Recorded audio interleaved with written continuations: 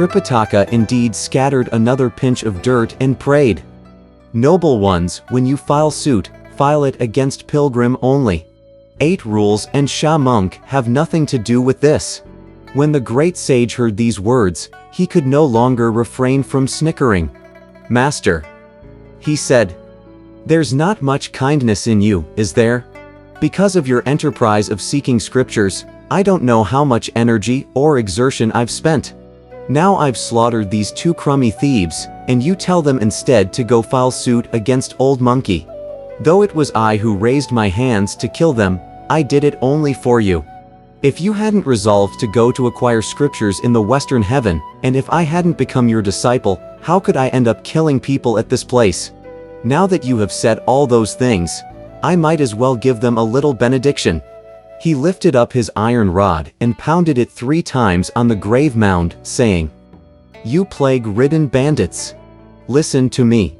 You gave me 7 whacks here and 8 whacks there with your rods, beating me until I was sorely annoyed, because your blows caused me neither itch nor pain. So, I made the mistake of beating you to death. You may go anywhere you like to file suit against me, but Old Monkey is not afraid. The Jade Emperor knows me. The Devarajas follow me. The 28 constellations fear me. The 9 luminaries are afraid of me.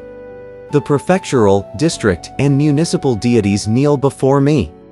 Equal to heaven, the guardian of Mount Tai dreads me.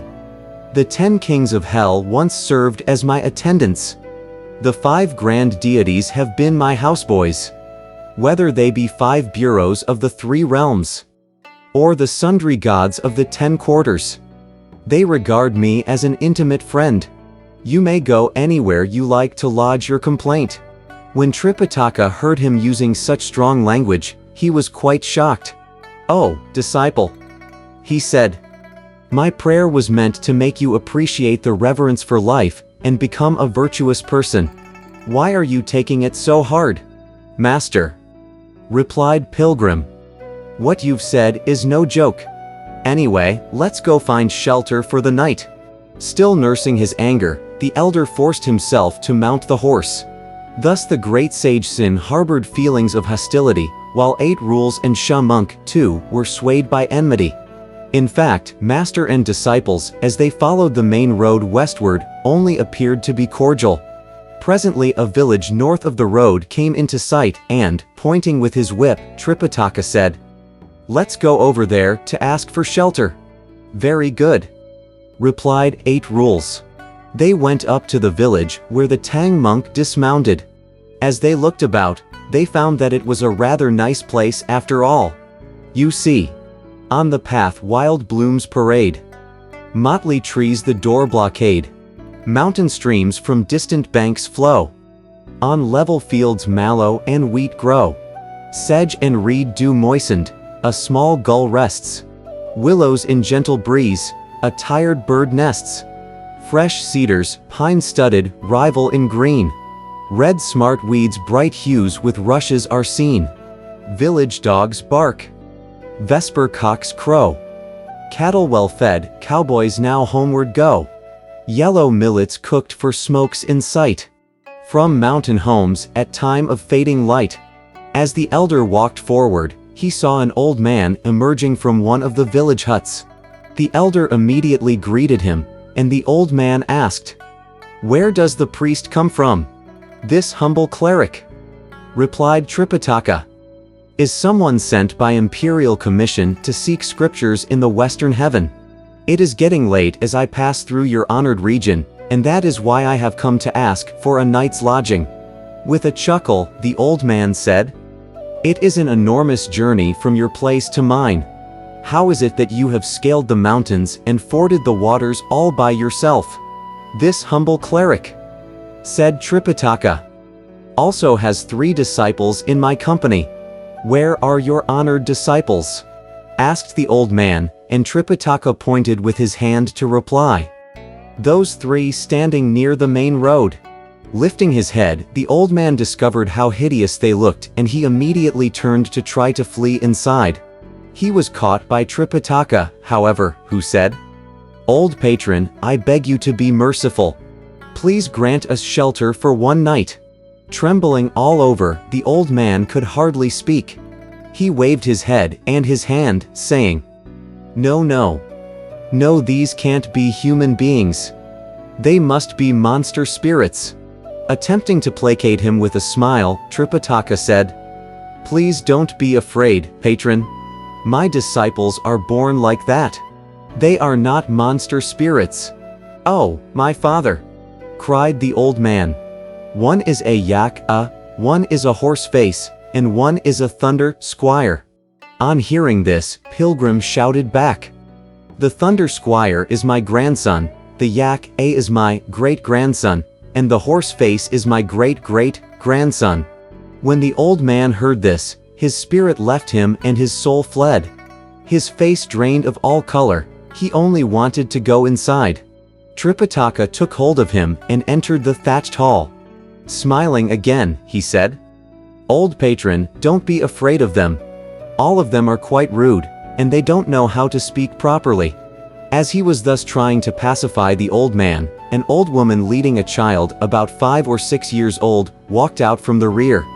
"Papa," she said, "why are you fretting like that?"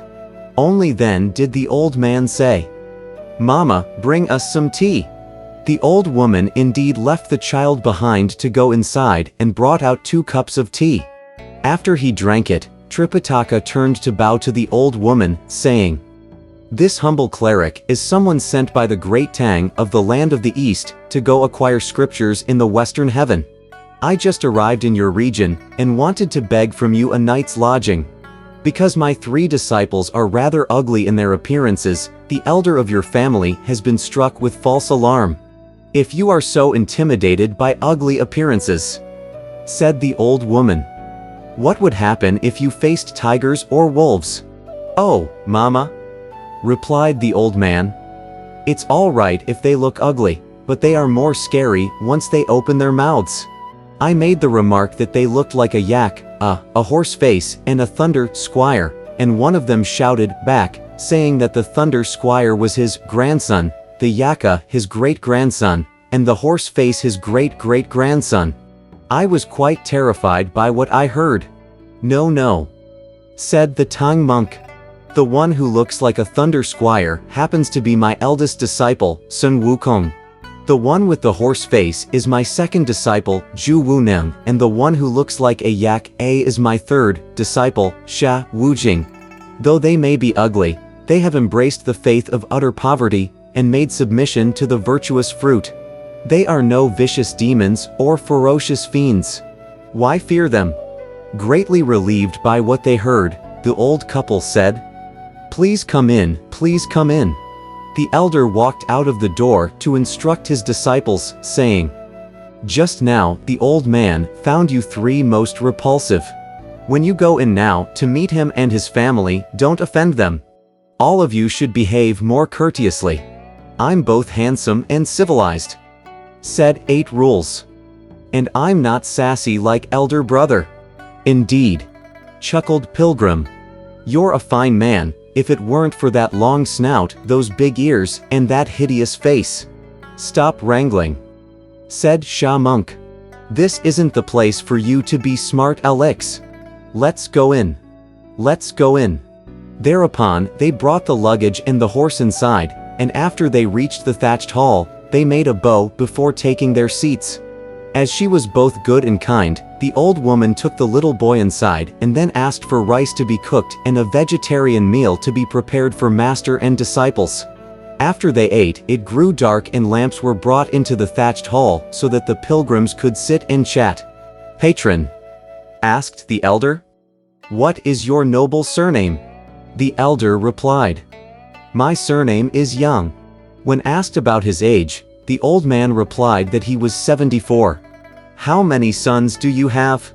asked Tripitaka again. The old man said, "Only one. Just now, the one following Mama is our little grandson. I would like to greet your son," said the elder. "If he's willing to meet us." "That fellow," replied the elder, "is not worthy of your bow. Life is rather cruel to this old moron. because I can't seem to be able to rear him. He's no longer staying with us. Where is he then?" said Tripitaka. "And what sort of profession does he have?" "Pity. Pity," sighed the old man, shaking his head. "If he had a profession somewhere, that would be lucky for me. Unfortunately, he is wicked in thought, and has no regard for his origin. All he cares for is to plunder and rob, to kill and burn. His friends are all rascals and ruffians. He went out about 5 days ago, and he hasn't been back since." When Tripitaka heard this, he dared not reply, thinking to himself, "Perhaps he's one of those beaten to death by Wukong." As he grew more anxious, the elder rose from his seat and exclaimed, "My goodness! My goodness! How could such fine parents give birth to such a rebellious son?" Approaching them, Pilgrim said, "Venerable sir, such a vile and pernicious offspring can only implicate his parents in dire troubles. Why keep him? Let me go find him and slay him for you. I would like to send him away, too," said the old man. "But I have no other heir. Though he lacks talents, I must still leave him behind to dig my grave."